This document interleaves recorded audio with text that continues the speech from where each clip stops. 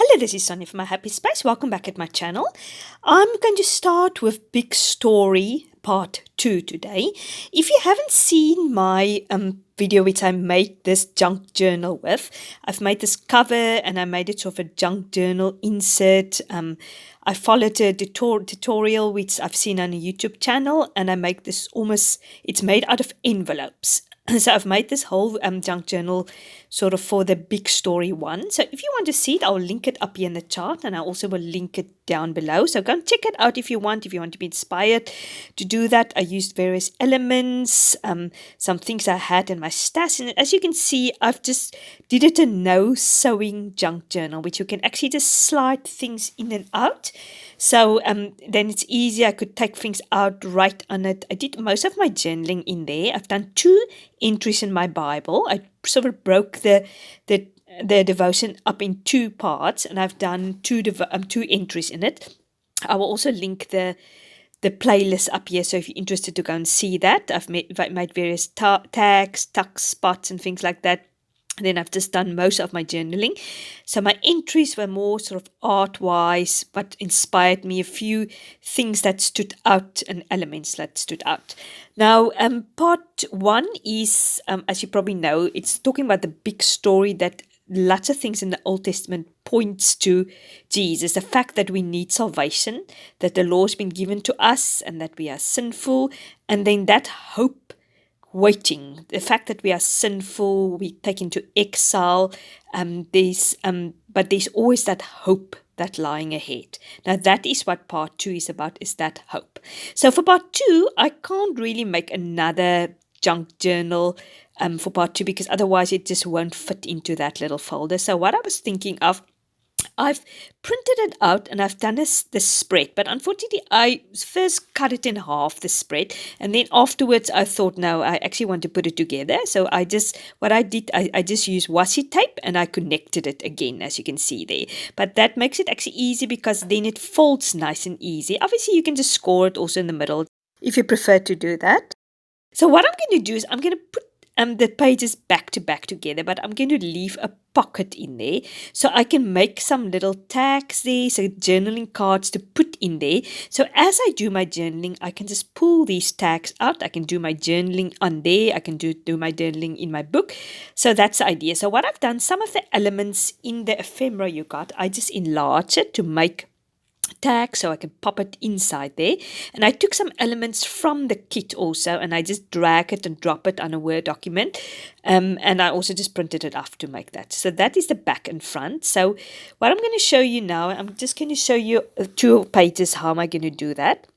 So obviously to create the pocket, I need to put double-sided tape on, and I'm going to do it on 3 sides, obviously on the one side as I do now, and then at the bottom also, and then other side. So as I said, I can pop my ephemera in there. So yeah, now you open it. Now you just need to obviously be careful that you put it back to back. I'm just peeling off my double-sided tape. I like to do it with double-sided tape. Some people don't mind glue. Obviously, liquid glue is much more forgiving. You can play a little bit around, but then sometimes your ephemera also gets sticky if you put it immediately in. So as you can see, I'm just a bit thinking I must just remember how to put it on, because I am notorious for putting things the wrong way. So I'm just putting it on top of there, just making sure it is on top of each other. So that is now the first spread. So now there is now the tuck spot. I think I'm going to show you how it's going to work there. You can put the ephemera in there. I've done some sewing on some of the tags also, just to create a little bit. Obviously this whole theme of this devotion is about the big thread, that we can see Jesus through the Old Testament and the New Testament as we're going into the New Testament. I'm just getting ready to put the next one on top of each other, so I can make sure it's sort of back to back, and it will open like a normal book. So I just want to show you the last one, and then I'll put off camera the rest of the books or the rest of the pages together. But I think you've got the idea that you just put it back to back, and then you open it, and then each page has a little pocket inside, which I'm obviously going to put the little tags which I can do my writing on inside. I'm just trying to see how the cover is going to work. For one other reason, I printed the cover a little bit bigger, but I will just cut the axis off. I've got this cute little handkerchief, which I picked up from craft shop. And what I want to do is I want to cut a piece, a rectangular piece, so I can do the binding of the book. You can use whatever you have, craft paper, washi tape, but I've thought, hence the fact that it is sort of all about quilting and material and thread, I thought it would be nice to actually use proper material as a binding. So that is just obviously to cover the washi tape up and just to make it more secure. I didn't cut it very straight, but it doesn't matter because obviously the covers and the pink covers is going to be on top of it, so nobody will see it. You will just see the binding. So I'm just putting some double-sided tape on that page. I can put it in three places, or actually no, just first the one place. So I'm just making sure obviously it will cover that double-sided tape. So just to see, obviously, yeah, it probably didn't mind if there was some stickiness coming out, because you will put the pink big story page on top of that. So I'm just making sure it's nice and tight. As you can see, it's not very straight, but as I said, it doesn't matter. You're going to put the big story on there. So I'm going to do exactly the same for the back one. So I'm just making sure the back side is also nice and secure. And then I'm just going to cut the axis off. It's just a fun element. I won't say it came out the neatest it was, but that's the whole beauty of a junk journal. It can look a little bit messy and authentic and real old and shabby chic. So it doesn't have to be all so perfect. So what I'm going to do is I'm going to put the covers, the back and front covers up. I'm just also going to do double-sided tape and also just cut the axis of it off. Okay, my back and front covers is now on. So I'm just going to do the ephemera, put it inside the tags and things like that. What I'm going to do is when we've put this together, I'm going to do my first entry. I forgot to say that actually in the beginning. It's just going to be a quick mixed media entry. I must say I'm very happy with how it turns out. I'm not the biggest mixed media fan. I feel very intimidated when I do it.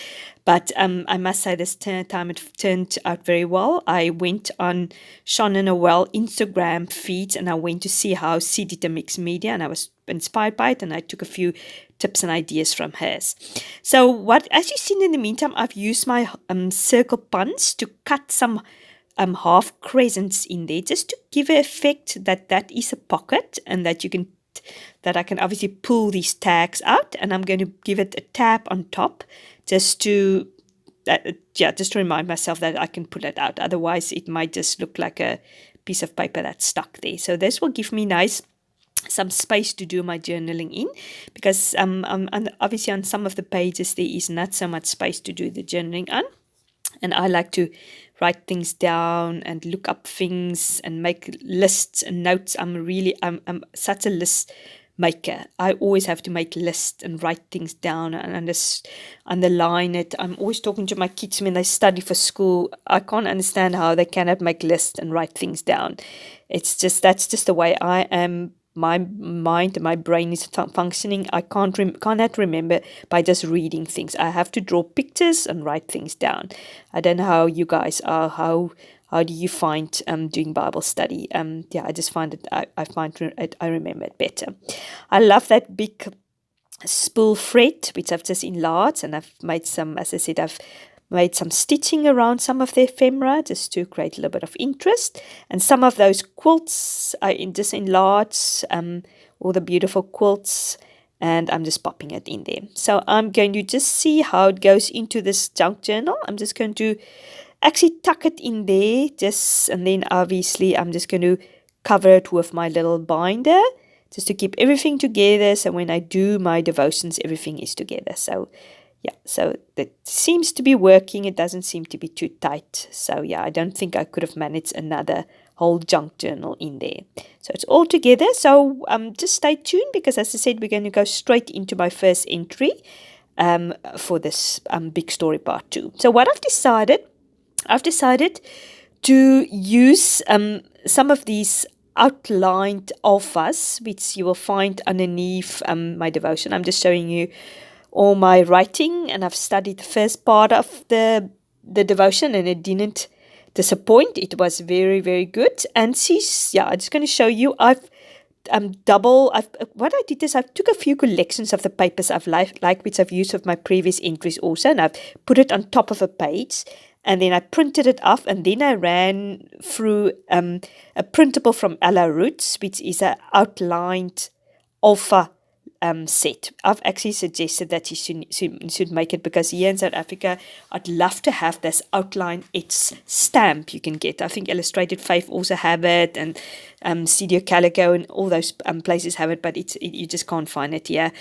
So I said to her, why don't you make it printable like that, so I can print it out and I can use it in my Bible. So she was very kind enough to do it, listen to my suggestion.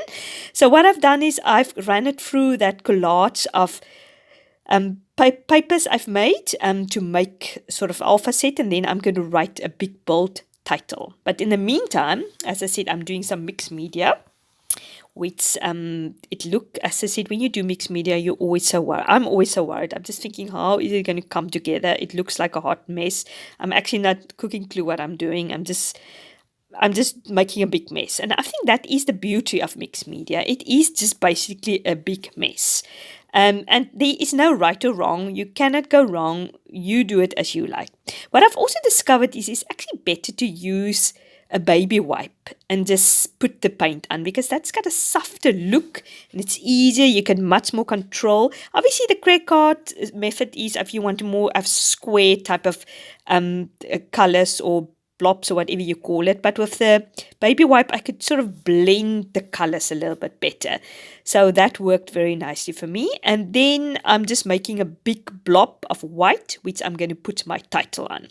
Now she's talking in this devotion, she start talking about typology, which is a fancy word to say that there is certain type of things they're talking about in the Old Testament which point to the New Testament. I'm sure we all know that, but maybe it's just a fancy word to put on it. And the first one we talk about is the high priest.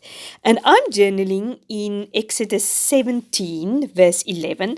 I wanted to journal in the Old Testament because I don't have many interests in the Old Testament, so I thought I'm going to do it. And it talk about the connection between the high priest in the Old Testament and the high priest in the New Testament.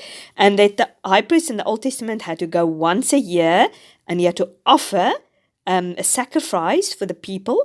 And then at the end of the day, this blood of the bulls and goats wasn't good enough for the forgiveness of sin. We needed something more. It was pointing to this hope of Jesus Christ. And then we jump over to Hebrews to talk about our high priest. I like this verse in Hebrews 4 verse 16 that says, "Let us then with confidence draw near to the throne of grace, that we may receive mercy and find grace to help in times of need." So yeah, we can do it with confidence. And I love the fact I have a quote here. She said, "Our God put on flesh to enter into our weakness." So yeah, he was our ultimate high priest and our mediator. And that's another thing she was talking about. The high priest was the mediator between the people and God. And now we've got Jesus, which is our mediator between us and God. In the meantime, I've seen afterwards that I forgot to put the H for high priest. So I'm going to stuck it obviously all wrong down, but luckily I picked it up. My son actually told me, he said, "Mom, you spelled it wrong." So I had to do it over, but it was not the end of the world. Just to let you know that in the close-up photos, it will be correct. Just to get back to the high priest which I was talking about. Jesus is our high priest. He's got sympathy for us. He was flesh. He knows how it's to be tempted. He knows what we're struggling with in our life. So I just wanted to remember that, and it was a beautiful picture of the two, the one becoming perfect and the true and the hope of the new high priest and mediator.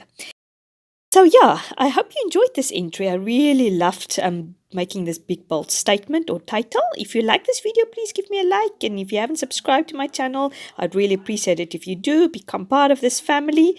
And let me know also if you're doing this devotion. You must have a great day. Lots of love. Sonja.